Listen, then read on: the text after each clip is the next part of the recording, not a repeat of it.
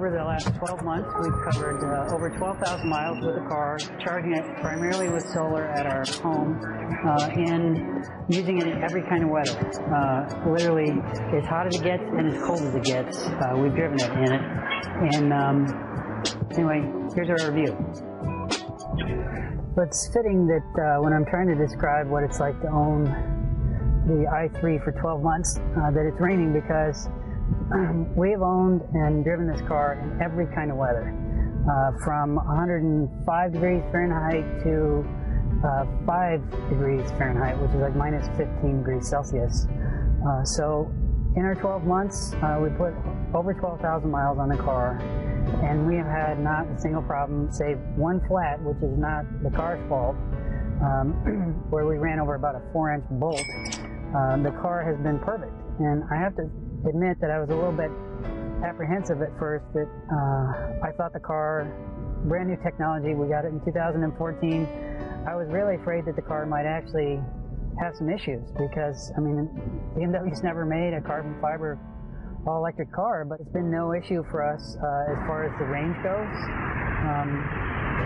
You know, BMW says about 80 miles, and that's a good, accurate statement, except for when it gets really cold. And when it gets really cold, the range can decrease quite a bit. You can lose maybe lose 35–40%. Here's the bottom of our i3 after 12 months worth of use, driving it in the rain and snow.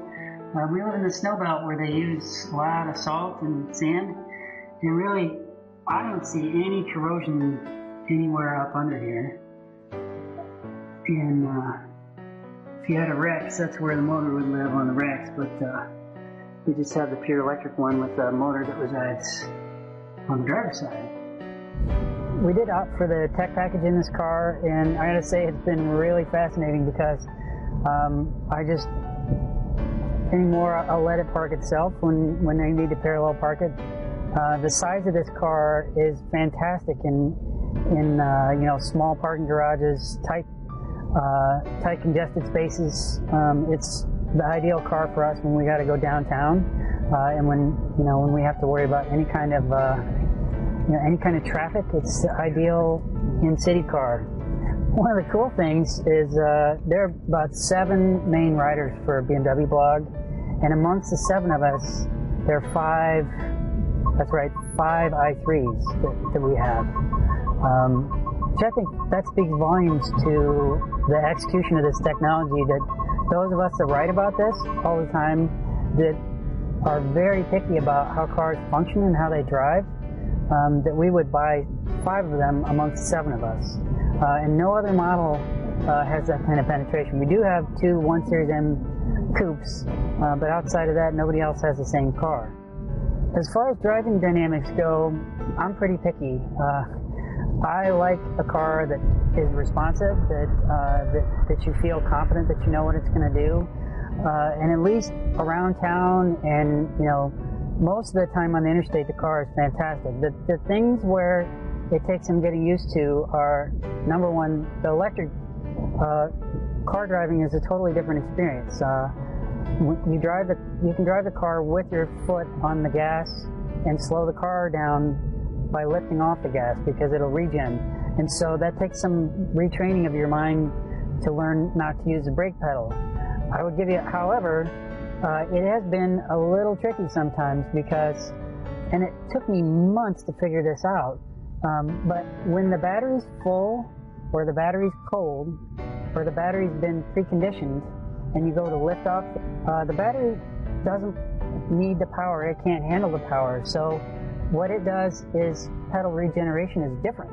So you have to immediately recalibrate your mind and or reach for the brake pedal, because sometimes when you lift off the gas, like right there, sometimes it isn't that strong.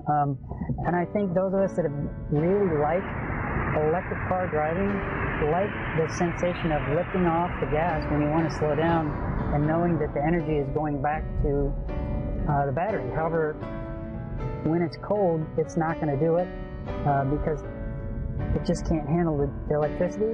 Anytime between like almost empty and 3/4, I can tell you what it's going to do. But when it's full or when it's cold, it takes a little bit of getting used to see what it's doing.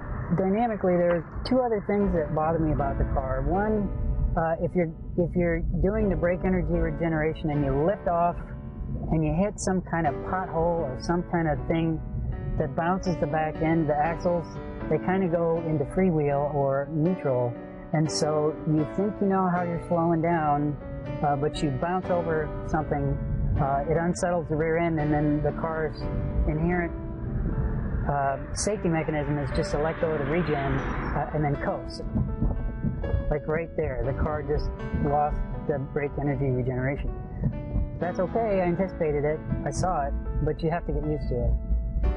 The other thing is, sometimes on the interstate, when you're driving 65, 70 miles an hour and there's a crosswind, it's tall stature and shortish wheelbase, make it, and narrow tires, it makes it feel not like a BMW. It's unlike any other BMW I've ever had. I mean, any other BMW I get out on the freeway, and it feels fine on the interstate, and they never make me feel uncomfortable until I got to this one. And it's 65, 70 miles an hour on the interstate in traffic, some crosswinds, you will feel it be buffeted around and feel like the chassis gets a little upset, and that's pretty unusual for a BMW. However, I would tell you 10 out of 10 times again, I would buy this car, because it is such a fantastic car for what it does. I wasn't sure how many miles we'd put on the thing. I didn't know how much we'd use it, but we really, really use this car a lot. In fact, between my wife and I, one of us is in the car every day and going somewhere in it. It's the ultimate in-town, run around town, run errands car. And for us, the commute is 13 miles one way to work, 13 miles back, so a 26-mile round trip. And then we do primarily recharging at home, so we do take advantage of our level 2 charger that we have in the garage, and it's just like your cell phone. You get used to charging it every night. You just come home, you plug it in, you leave in the morning with a full battery, and you're ready to go. One of the less useful things is the front trunk. The frunk, as it's called. It's not really weatherproof. It's not very big. It's not really very useful for carrying much outside of a gallon of milk or our Chinese takeout. In our 12 months of testing and 12,000 miles, we found the BMW i3 to be much more practical than I would have thought it was, because it really took and handled any kind of weather that we threw at it. We also found that when properly equipped with these snow tires on a separate set of wheels for us to make mounting and changing them out easier, and a good set of winter floor mats, that this thing would handle any kind of winter weather. Range is definitely affected. If you're interested, see our winter testing video. But it really is a very practical layout. The rear seats fold down, the hatch is big. We've actually put my daughter's 3/4 size base that fits in a car, and multiple runs to Costco. It's been a great car, and without a doubt, we would buy it again. In fact, we intend to keep one in our family for some time to come.